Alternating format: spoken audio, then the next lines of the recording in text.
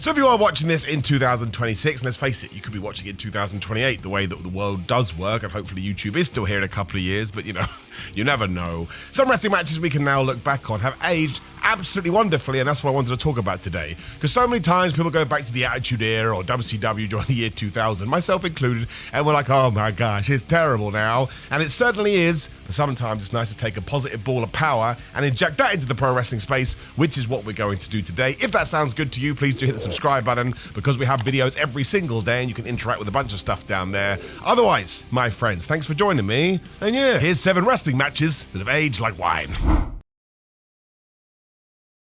Number 7 is my favourite match of all time. However, I think it's important to talk about because there are new wrestling fans being born every single day, and we shouldn't count them out. There's no gatekeeping in Simon Miller's world. If you just like WWE, or you just like New Japan, or you just like TNA, hell yes, you can join the train. However, if you have not seen Stone Cold Steve Austin versus Bret Hart from WrestleMania 13, I think you should change that today. Now, I did sit down and watch every single one of these matches in case I had got it wrong, because nostalgia can do crazy things for your brain. It's like, have you ever tried to play a Nintendo 64 game in the modern day? Impossible, it doesn't work. You have to get emulate, just because where we were in 1998 or whenever the flub is totally different to where we are now. But Steve Austin versus Bret Hart could work in any single era. Now, one of the small asterisks that nobody talks about is that Ken Shamrock is a special guest referee. I believe it's his first appearance in the WWF, and Bret Hart asked for this because he was like, listen, if we want to get the idea this is going to be a crazy brawl, even though it was a submission match, if you have a USC fighter watching over us, we can kind of push the boat but also listen to him so we don't have to go too crazy. And he does a great job. Like, a referee in any single match should be you forget that they're there, including the special guest one. And usually you have a special guest referee because you're going to have a big, oh my gosh, I can't believe it moment. Ken never has that. He's quite literally there just to oversee proceedings. Otherwise, though, there is so much to this, and as a man that wrestles himself, and of course you should listen and not listen to me in equal measure, but I truly do think it's something you want to watch if you're trying to get into the business as an in-ring worker, because it's just impeccable, right? I mean, the promos are one thing, and you should watch all of those too. The back and forth interviews these two did on each other, you go, wait a minute, do you actually hate each other? But I guess we can go for the tightness of the work they do in the ring. I'm pretty sure at some points they're just punching each other in the face. There's an intensity there, and because the goal was to turn Stone Cold Steve Austin babyface and turn Bret Hart heel, you couldn't have done this any better. Now, sometimes you can go back to matches from the past and say, actually, we have learned a lot in the last 30 years, and we should do that, and we should do this. But I don't think that's the case with this one. I mean, there's always holes you can pick on it. But given this that went down 28 years ago, again, it was 1997, I've kind of rounded up here, given that I am recording it at the end of 2025, going into the start of 2026.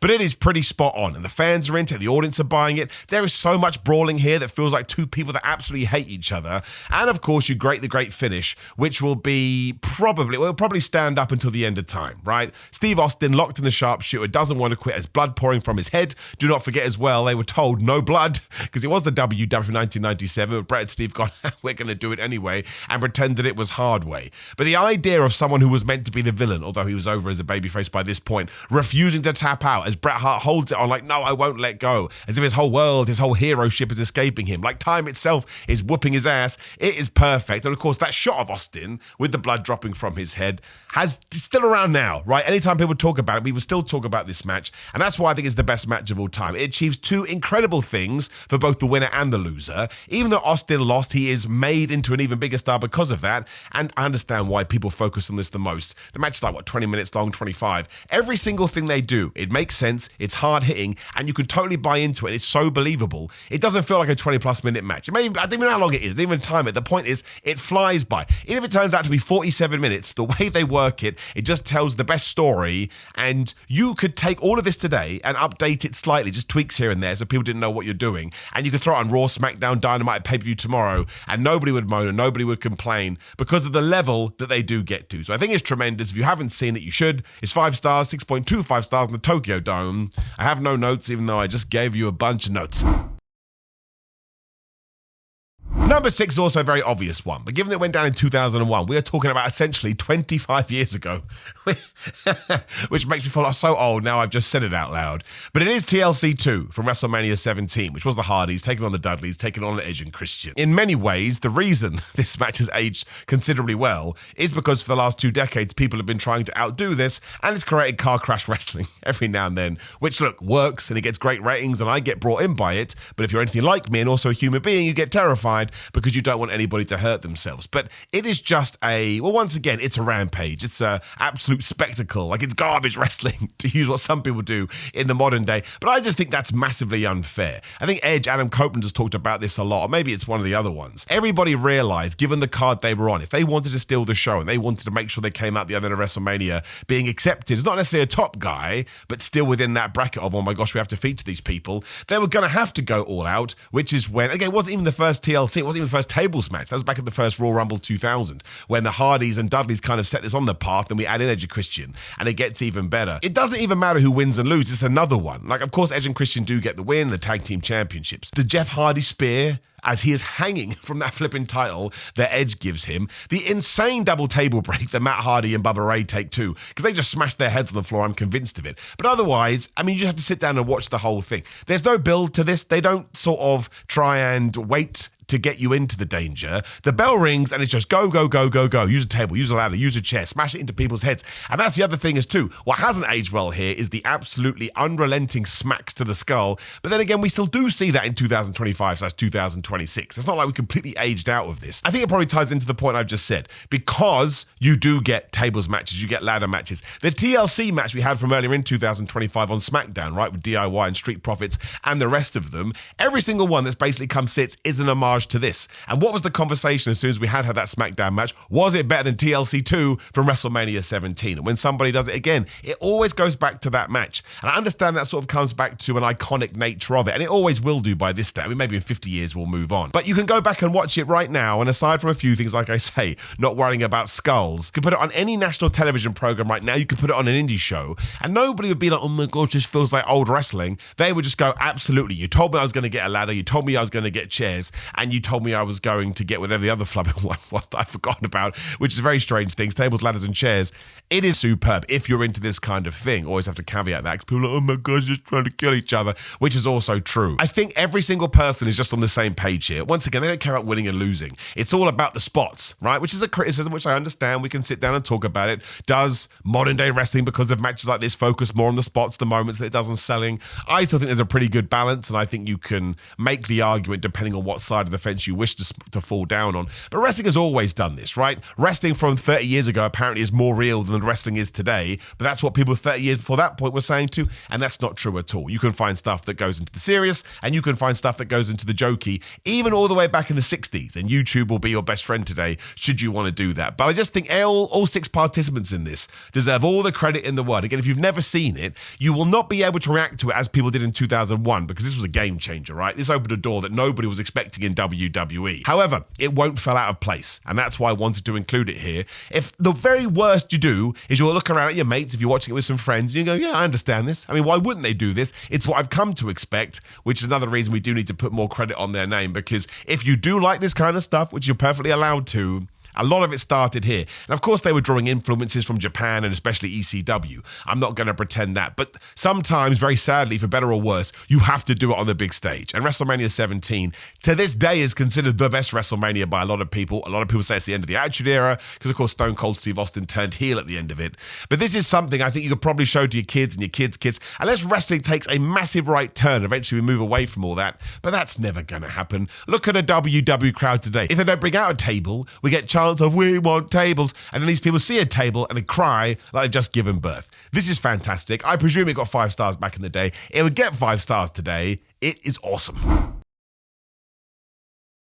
Number 5, we go to WrestleMania 25, all the way back in 2009, so we're talking 15, 16 years, which is still kind of surprising given that a lot of people do say it's the best WrestleMania match ever. Of course, it's Shawn Michaels versus The Undertaker Part 1. I would always put Part 1 above Part 2, even though I think you should always watch them together, because it was the first one. I don't think anybody had the expectations that we did have when those two walked out there, but they did. They stole the show. In many ways, they ruined Triple H versus Randy Orton, which was the last match that was going to go on, because this piqued people's emotions to such a degree, I'm not sure anybody had the energy to give anything else. Now, the World Championship, I think when you're planning a WrestleMania, should always be your main event, but that's what makes this match so special. I think they are on relatively early, and I think The Undertaker has talked about this too. So him and Shawn basically sat down and said, well, we were going to blow out the water anyway, but now we're on sort of 5th, 6th, whatever the flub it may be. We're going to go absolutely nuts, and they do. And I think the reason that this will always be a match that people sort of lean on is because it's all about emotions, and it's all about, I don't want to say legacy, but it's two guys that we have seen fought time and time again.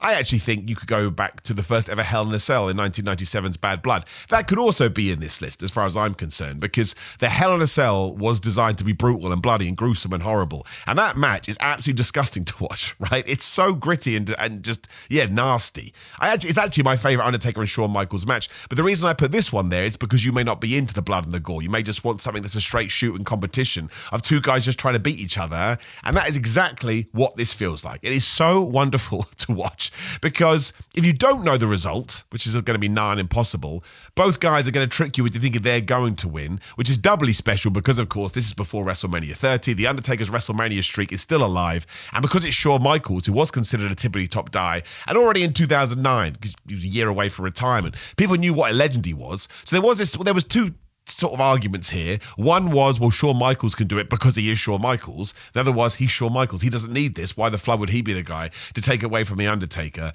But they both go out there. And it's a simple story as well, as I continue to cut myself off, which I think is why it sort of transcends time limits, which is the dumbest thing I've ever said.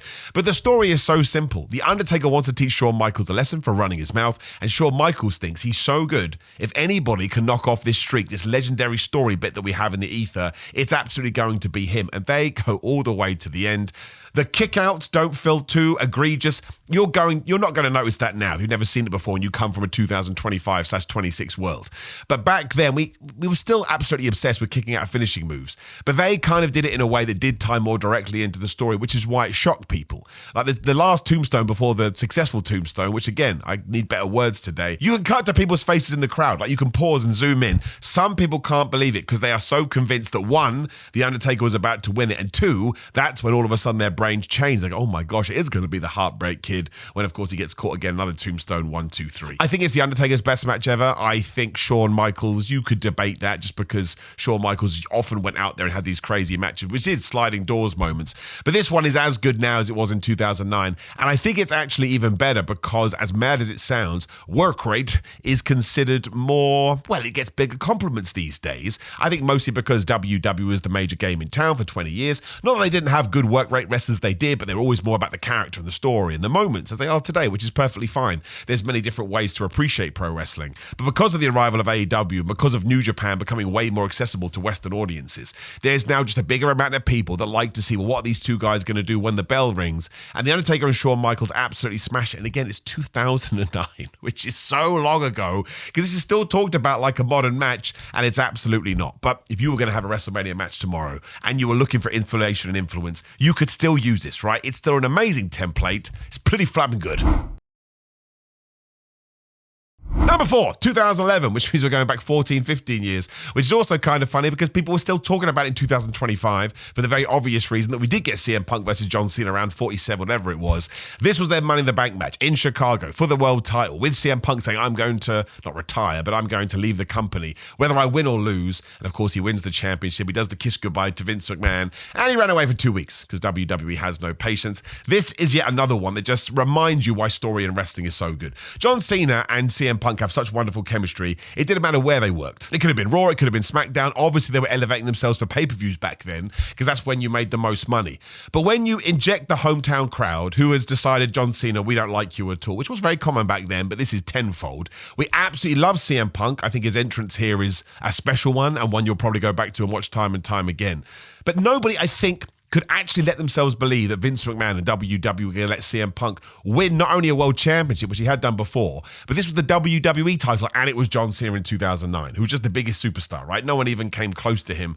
And we wanted to believe, because it made sense, again, the hometown, Chicago, the idea that he could quit and run away, that would make for a fantastic story. You have this incredible jeopardy throughout the whole thing. Once again, if you've never seen this, and somehow you've been able to cut this video off before I gave away the winner, I still think it would take you on a roller coaster, and I still think it will, even if you do know that's how good the near falls are. And even though the ending with Vince McMahon coming out and John Cena getting into the big schmoz with him, somebody's got to win this fight, which really is a wink, wink, nudge, nudge to the Montreal Screwjob, which we didn't need to do in 1997. That was passé by 2011. It's such a small swerve, I suppose, in a much bigger narrative that's going on here. When Punk does hit that GTS and he gets the win, the reaction, the way he plays it off, the way he runs away, the way it made you want to turn into Raw, you could do this. Is there a pay-per-view soon? No, I don't think there is. You could do it at the Royal Rumble, let's say, like a similar kind of story, and people would be desperate to find out what was going to happen, even though there'd be a lot of geeks and nerds going, well, we've done this before back in Money in the Bank, but wrestling is cyclical anyway. It's not their best match in terms of the one-on-one nature of it. I think that would be their Raw match in 2013, I believe it was,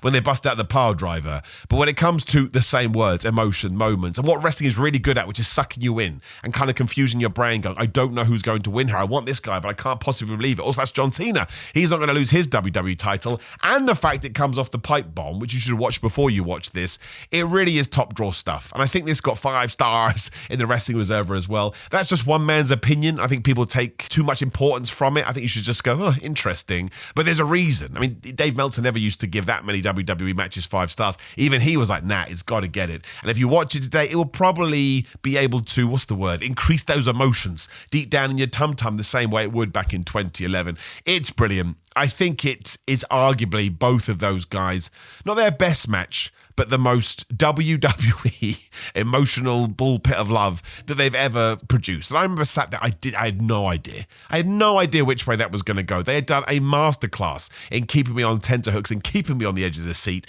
And you can still find that same situation now within yourself because the work is so good. This is still going to be good in, what are we now, 2025, 2035. I'll be long dead, but maybe you'll find this video if YouTube's still around and you'll be like, damn it, that bald idiot was right. Number 3, I thought we should go back 36, 37 years to 1989. You may think this is a bit of a stereotypical answer, but again, that era of wrestling does age quite rapidly because we've had such huge movements forwards when it comes to athleticism. I'm also cheating it because I'm putting all 3 in. It's the Ric Flair and it is the Ricky Steamboat trilogy. It is just unbelievable. And I think the reason that it works is because they stick to a very, very stringent heel-face dynamic, right? Ric Flair is most obviously the bad guy in this. Ricky Steamboat is most obviously the good guy in this. And because Ric Flair could have been such a dick back then with some of the cheating tactics he would do, you have people on the crowd that are desperate for Ricky Steamboat to show this guy what's for. But also, given it is a trilogy, they kind of, I'm going to say that it's stereotypical, but it probably wasn't back then in 1989, right? I was too young to watch it. But it's so, our first match is going to start not necessarily as a normal match, but it's going to be more normal than the other 2 they do. And when you get to the third one, they're just trying to kill each other. So if you went on for the ride for all of these, like I say, by round 3, like Ricky Steamboat, I know you're a good guy, I know you're a proverbial baby face, you're never going to cheat, never going to do anything bad, kill him, rake his eyes, right? Rip off his spleen, take off his arms and smack him with it. There is just this desperation for Ricky Steamboat to do some terrible things to Ric Flair.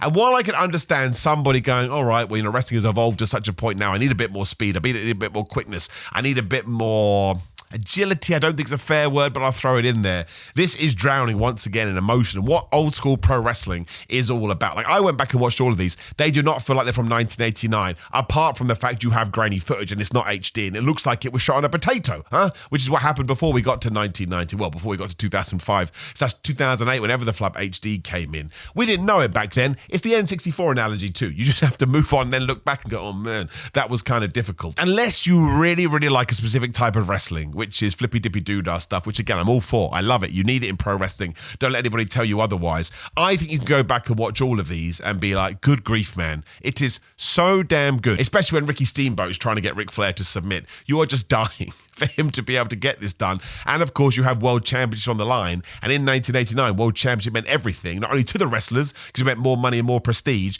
but fans, I still think, bought into those titles more than they do in these days, just because, unfortunately, the curtain has been pulled back too much. It's absolutely fantastic, and it goes down in 1989. Maybe here I'm trying to focus more on the idea of a trilogy. It's kind of like what Punk and Drew did. I think you could actually argue that Flair Steamboat's way better than Punk and Drew, but Punk and Drew is still absolutely brilliant. But if you could hook somebody in on that first match and make 2 people believe they hate each other, and then extend that for a 6-month period, whatever the flub this was, you can do it again in 2025 using this exact template, and it's going to work. So I have all the matches today, only because I imagine a lot of people have seen this one. Go and put it on. You can find it on the magic of the internet if you know what you're doing.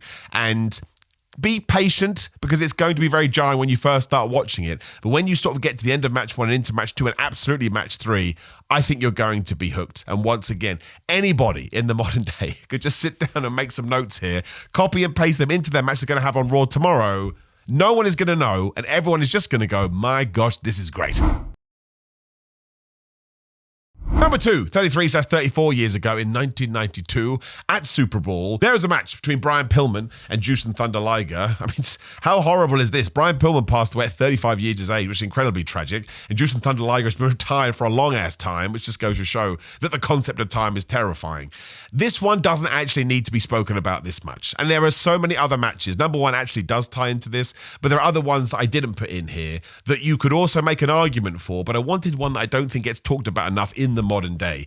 Essentially what these two dudes did is they sat down and they envisioned a world where people would do flips, they would do dives, they would do stuff off the top rope, they would work at 100 miles an hour, and they said, why don't we do it on WCW pay-per-view? I would have loved to have been, well, I have to be a time traveler because you have to go back from 2025, but to experience how some people would have reacted to this. And there are a few not message boards, but sort of newsletters that you can read where you do get fan reactions.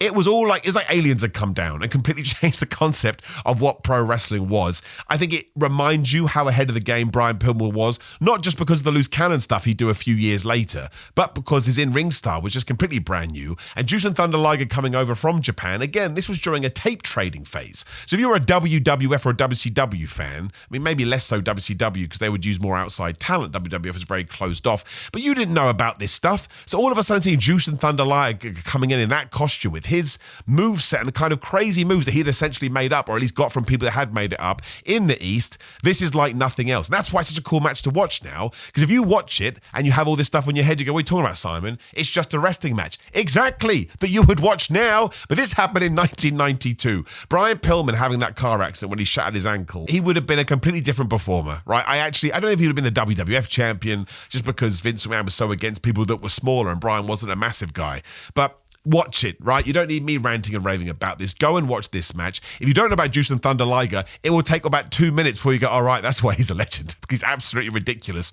But I think sometimes Pillman, understandably so, the conversation's all about the stuff he did with Steve Austin and the Gun, the leaving the WCW, the working the boys, the stuff he did with Bobby Heenan, the stuff he did with Kevin Sullivan, where he did essentially take what pro wrestling was and he smashed it in two, but he also did it in the ring. I just think he totally understood where wrestling was going. Ahead of the game, I'm just going to say over and over again. And I think this is the match to go and watch if you want to see him do it in ring. It's absolutely brilliant. I love it. It's one of my faves. Check it out.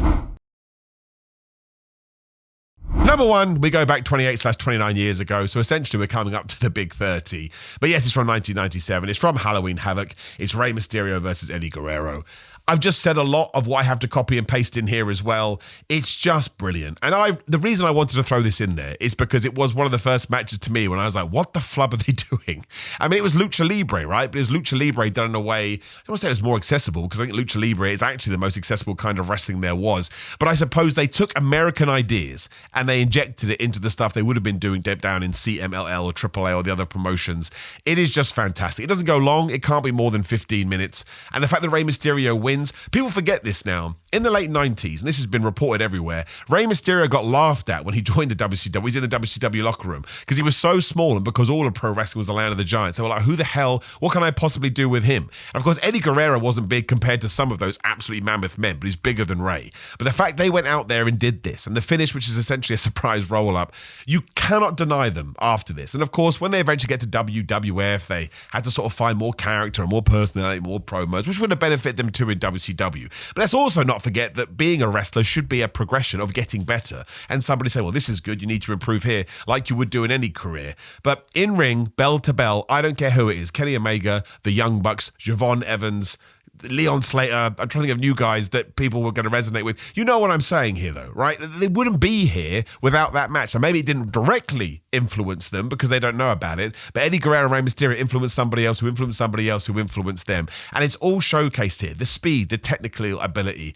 the agility, the fact they get to the top rope like it's nothing, the moves that come out of nowhere, their ring timing, the psychology. Some people watch and go, nobody sells. Bull S, right? You can see them doing it. Eddie Guerrero especially is tremendous here. I think mostly because he'd probably sat down with Rey Mysterio and go, dude, this is your match. We've got to tell the world what you are about. I don't think wrestling was the same after this. I'm not saying everybody woke up the next day.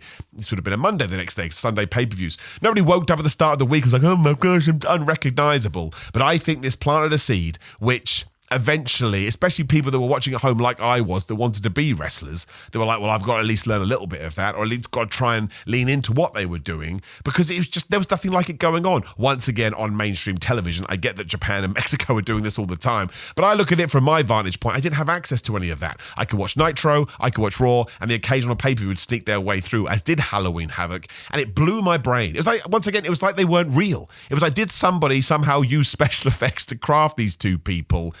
It's just unbelievable. And I go back and watch it a lot, to be honest with you. It has not aged a day. Ironically, it'd probably be a good Continental Classic match. People are like, oh yeah.